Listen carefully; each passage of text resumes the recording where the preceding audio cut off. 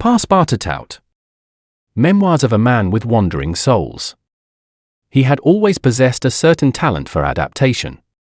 Not merely to climate or local customs, though he had known how to wear a poncho without laughing or eat blood pudding without flinching when necessary, but above all to circumstances, whether comical, improbable, or downright catastrophic. Passepartout was not born for a sedentary life. He had come into the world in Paris, in an apartment overlooking a grey courtyard, above a rotisserie that carried the constant odour of an overly trusting duck.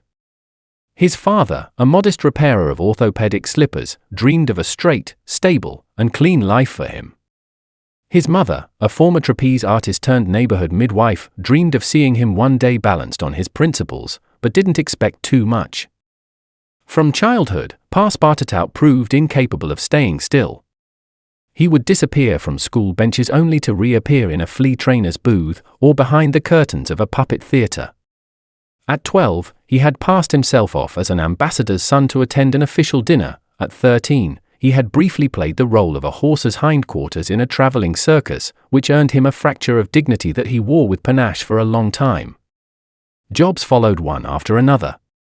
He was successively a groom in a hotel where they spoke more of debts than tourism, an extra in a Neapolitan opera, of which he understood not a word but sang with closed mouth and conviction, then a doorman in a disreputable house highly regarded for its absence of respectable clients.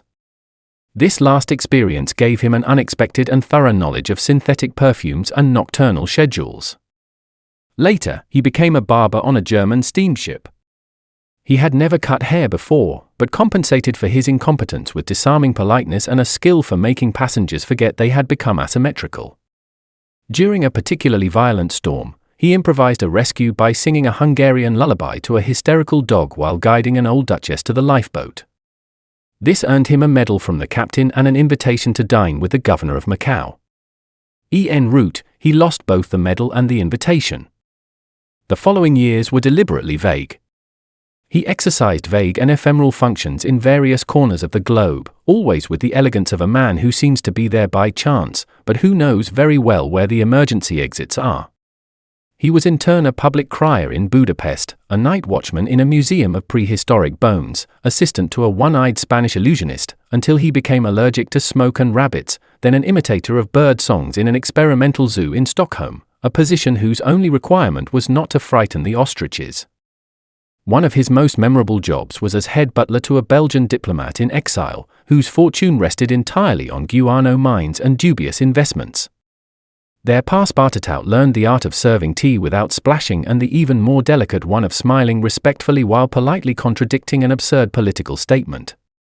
From that period he retained a keen sense of protocol, a sudden passion for white gloves, and a persistent aversion to silver salt cellars.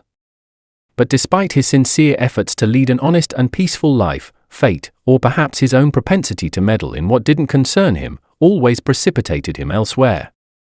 In Marseille, he was briefly suspected of espionage because he knew how to fold a flag in 8 different ways.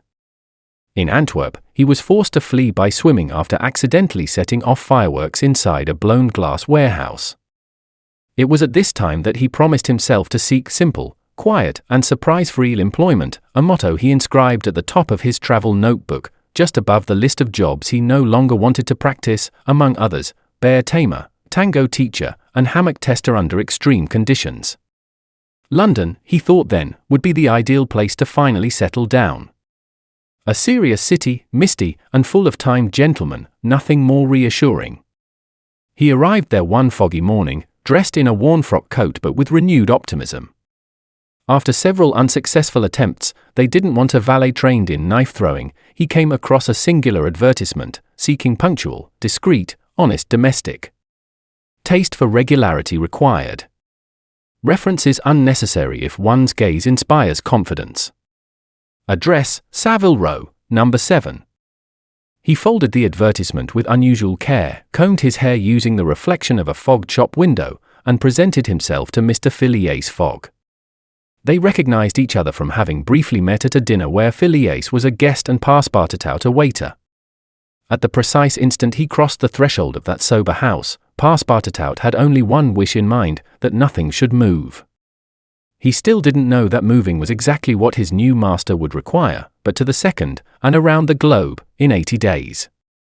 Since then, he had run a great deal, perspired, lied elegantly, ridden reluctant elephants, played cards, and learned to cook an egg over a dung fire. But deep down, despite the missed trains, storms, unjust arrests, and Indian princesses in distress, he persisted in the idea that his life, ultimately, still lacked a bit of spice. For Passepartout, even exhausted, knew one thing: well-ordered existences never make good memories. And he, evidently, was made for memory.